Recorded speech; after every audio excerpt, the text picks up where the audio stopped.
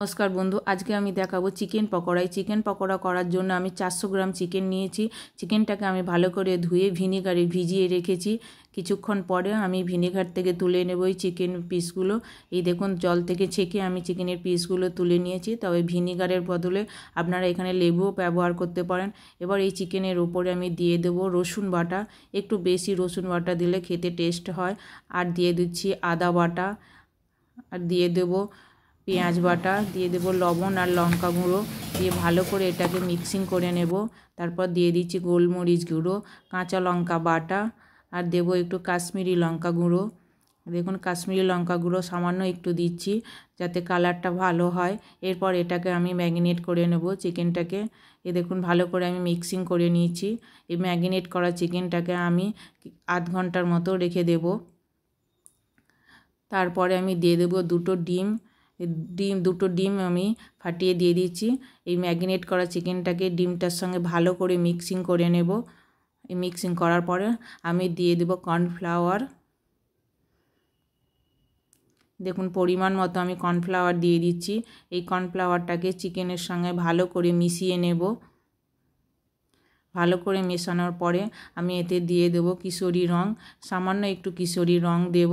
কিশোরী রং দিলে পকোড়ার কালারটা ভালো আসে। তারপর আমি এটাকে মিক্সিং করে নিয়েছি। এরপর আমি দিয়ে দিচ্ছি কড়াইয়ে তেল। তেলটা গরম হলে আমি একে একে পকোড়াগুলো ছেড়ে দেবো।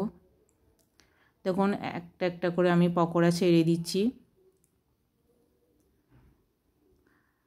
যতটা সম্ভব দিয়েছি তেলের মধ্যে ছেড়ে দিয়েছি পকোড়াগুলো। এরপর আমি এটাকে কিছুক্ষণ তেলের মধ্যে রেখে দেবো। তারপর আমি এটাকে উল্টে নিচ্ছি, একে একে করে উল্টে নেব পকোড়াগুলোকে। যেগুলো হয়েছে সেগুলোকে উল্টে দিচ্ছি।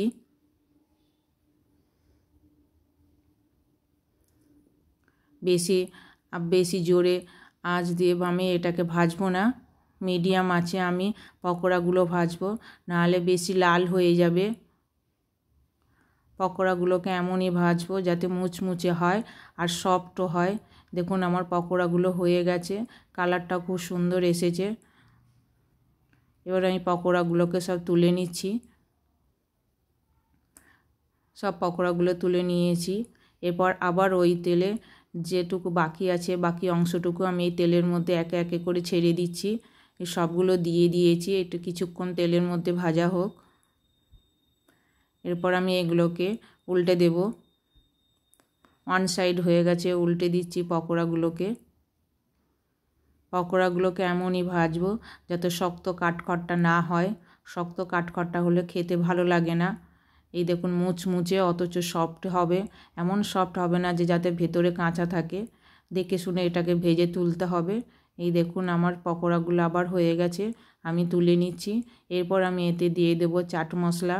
এই চাট মশলা ছড়িয়ে দেবো এই চিকেন পকোড়ার ওপরে। প্রতিটা পিসের ওপরেই আমি চিকেন পকোড়ার ওপরেই আমি চাট মশলাটাকে ভালো করে ছড়িয়ে দেব। চাট মশলা দিলে খেতে খুব ভালো লাগে পকোড়া। এরপর আমি নিয়ে নিচ্ছি টমেটো সস। টমেটো সস দিয়ে চিকেন পকোড়া খেতে ভালো লাগে। এইভাবেই আমার চিকেন পকোড়ার রেসিপি শেষ হলো। নমস্কার।